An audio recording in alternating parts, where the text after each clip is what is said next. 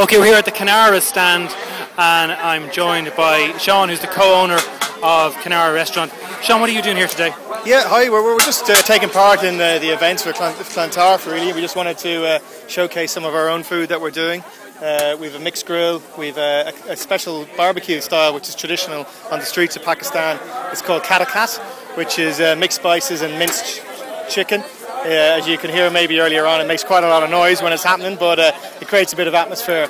And when we have fresh mangoes imported directly in from Pakistan at the moment, and fresh mango smoothies as well. So we're just happy to be here supporting Clontarf. You know? I don't know whether you can pan around there, Dave, and just look at the queue. First of all, look at the food, and look at the queue at the stand. It's pretty impressive. So obviously this is and you're offering a sort of taste of Canara for about €6 a portion. Yeah, and decent sized portions as well. Yeah, very keenly priced. You know, Canara is 10 years old this year in Clontarf. We have our other restaurant, Kajal and Malahide, and the new one in Ranelagh called Canara Kitchen.